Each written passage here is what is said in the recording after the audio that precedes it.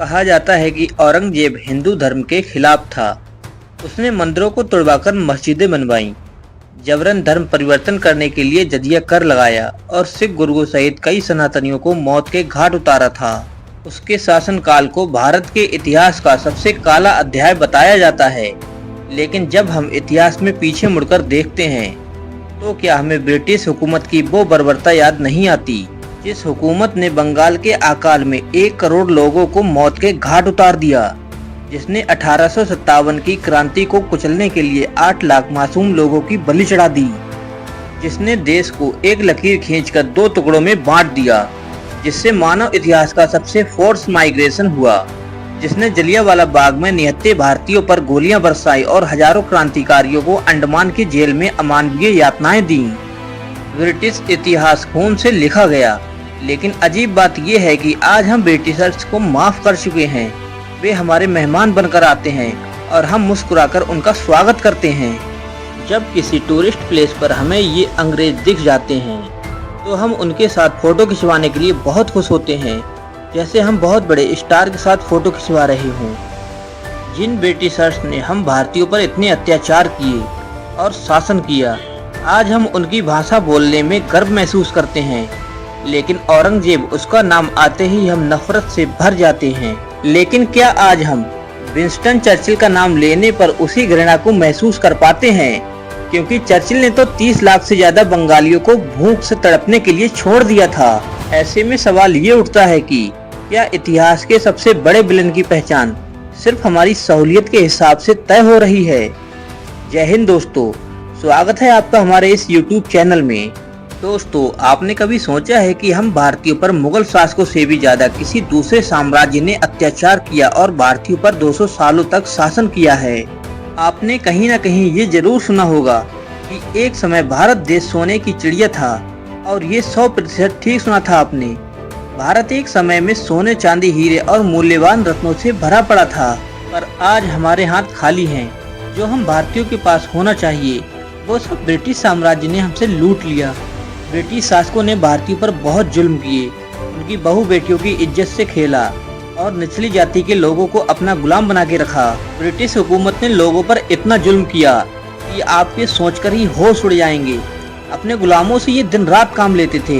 यदि ये थककर बेहोश भी हो जाते तो इन्हें ऐसा ही छोड़कर दूसरे गुलाम को काम पर लगा देते थे।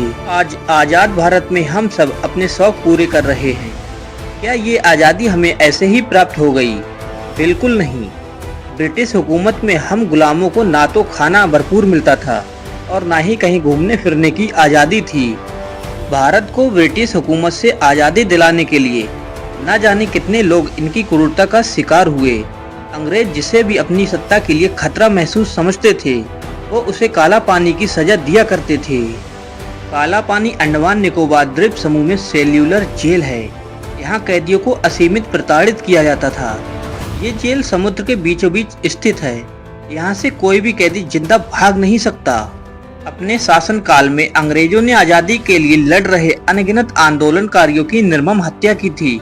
लाला लाजपत राय की हत्या, खुदीराम बोस, भगत सिंह, सुखदेव, राजगुरु को फांसी पर चढ़ा दिया गया था। अंग्रेजों के इस रवैये को भारत में काला दौर माना जाता है।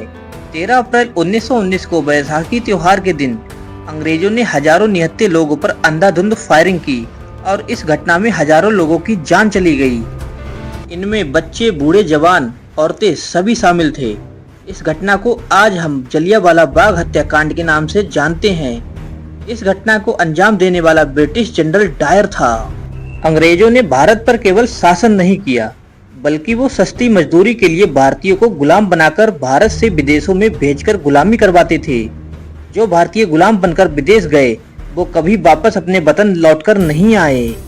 इन्हें आज हम आम भाषा में गिरमिटिया मजदूर भी कहते हैं।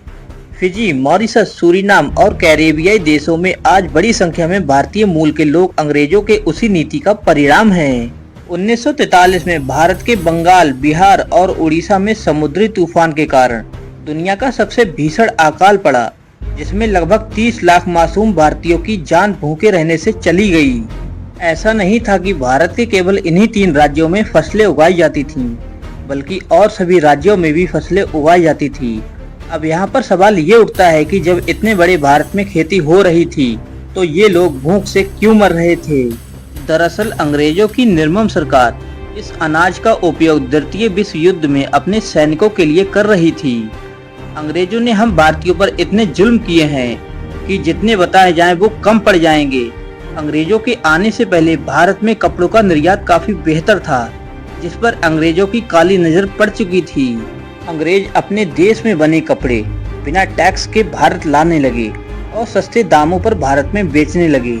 इसके साथ ही अंग्रेजों ने भारतीय कपड़ों और सामानों के निर्यात पर भारी टैक्स लगा दिया, जिस कारण भारतीय व्यापार धीरे धीरे समाप्त होता चला गया। अंग्रेज किसानों से जबरदस्ती नील की खेती करवाने लगे, जिससे जमीन बंजर होने लगी। दरअसल नील एक प्राकृतिक रंजक होता है जो कपड़ों में रंगने के काम आता है। नील की खेती में अंग्रेजों को काफी मुनाफा होता था और छोटे किसानों को उनके पसीने तक की मजदूरी नहीं मिलती थी। धीरे धीरे छोटे किसान मजदूर में बदल गए और देश में जमींदारी प्रथा बढ़ती चली गई। ऐसा कहना बिल्कुल भी गलत नहीं होगा कि मुगलों की तुलना में अंग्रेजों ने हमें काफी हद तक लूटा, शोषण किया और अत्याचार किया। ऐसा नहीं है कि मैं मुगल शासकों के पक्ष में हूँ। मुगल शासकों ने भी भारत पर कब्जा कर भारतीयों को लूटा और अत्याचार भी किया, पर मुगल शासकों ने भारत का पैसा लूटकर भारत में ही लगाया। अब आप सोच रहे होंगे वो कैसी। दरअसल मुगल शासकों ने अपने अपने शासनकाल में कई ऐसी इमारतें बनवाई हैं जो पूरी दुनिया में फेमस हैं और विदेशी भारी मात्रा में इन्हें देखने के लिए भारत आते हैं। मुगल शासकों ने बुलंद दरवाजा, ताजमहल, कुतुब मीनार, दिल्ली की जामा मस्जिद, लाल किला दिल्ली और आगरा का लाल किला बनवाया। इन सब स्थानों पर घूमने के लिए सरकार ने एंट्री फीस रखी है, जो हमारी अर्थव्यवस्था में काफी हद तक सहायक सिद्ध होती है। अंग्रेजों ने भारत से करोड़ों अरबों का माल लूटा, जिनमें मूल्यवान रत्न, टीपू सुल्तान की तलवार और उनकी सोने की अंगूठियां, महात्मा बुद्ध की मूर्ति आदि शामिल हैं।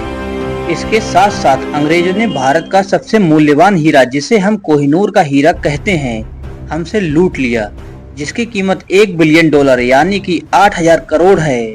कोहिनूर हीरा अब ब्रिटिश क्राउन का हिस्सा है और महारानी एलिजाबेथ द्वितीय के ताज में जड़ा हुआ है।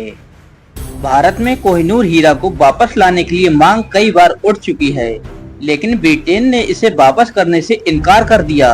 अंग्रेजों की फूट डालो राज करो नीति के कारण आज हम भारतीय हिंदू मुस्लिम की लड़ाई में उलझे हुए हैं, जबकि अंग्रेजों से स्वतंत्रता पाने में प्रत्येक कौम का खून इस मिट्टी में शामिल है। दोस्तों, आपको हमारी ये वीडियो कैसी लगी कमेंट करके जरूर बताएं। मिलते हैं आपसे बहुत जल्द एक नई वीडियो के साथ। तब तक के लिए जय हिंद दोस्तों।